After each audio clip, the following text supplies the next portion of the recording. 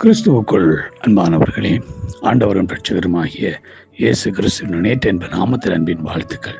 நாம் தொடர்ச்சியாக பாத்திரமாய் இருத்தல், ஆண்டவர் நம்மளை எப்படிப்பட்ட பாத்திரங்களாய் எதிர்பார்க்கிறார், எப்படிப்பட்ட பாத்திரங்களாய் இருக்க வேண்டும் என்று விரும்புகிறார் என்பதை குறித்து நாங்கள் பார்க்கிறோம். நேற்றைய தினத்தில் பார்த்தோம், நாங்கள் மனுஷகுமாரனுக்கு நிற்க பாத்திரமானவர்களாய் இருக்க வேண்டும். இன்றைய நாள் நான் பார்க்க போற காரியம், நாங்கள் அவமானப்பட பாத்திரமாய் இருக்க வேண்டும்.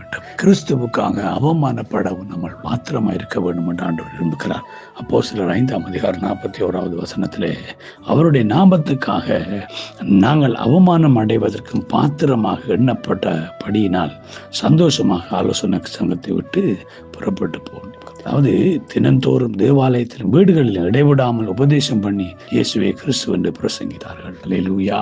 எப்படி சாத்தியம்? அதாவது தேவனுடைய தாசர்களே, தேவனுடைய பிள்ளைகளே, நம்ம ஒவ்வொருவரும் சற்று சிந்திக்க அழைக்கப்படுகிறோம். இயேசு கிறிஸ்துவனுடைய சீஷர்கள், அவர்கள் ஆண்டவரிடத்திலிருந்து நன்மையை பெற்றுக் கொள்வதற்கு அவருக்காக அவமானப்படவும் ஆயத்தமாக இருக்கிறோம், அவருக்காக அவமானப்படவும் ஆயத்தமாக இருக்கிறோம் என்ற அந்த ஒரு தெளிவு, அந்த ஒரு நம்பிக்கைக்கு அவர்கள் தங்களை ஒப்புக் கொடுத்தார்கள். அவமானத்துக்கு தங்களை ஒப்புக் கொடுத்தார்கள். கிறிஸ்துவுக்காக அவமானப்பட தங்களை அர்ப்பணித்தார்கள்.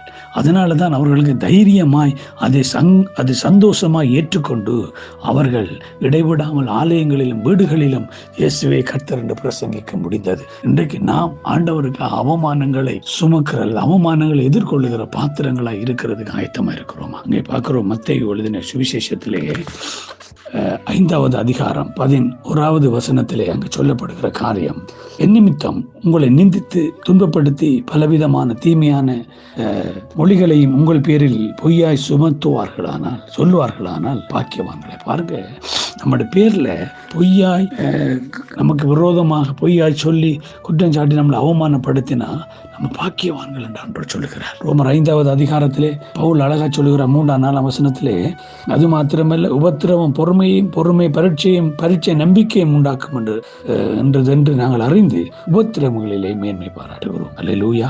உபத்திரவங்களிலே மேன்மை பாராட்டு, உபத்திரவங்களிலே சந்தோஷமா இருக்கிறது என்று லேசான காரியம் அல்ல. அதற்காக நாம் அர்ப்பணிக்கப்பட்டிருக்க வேண்டும்.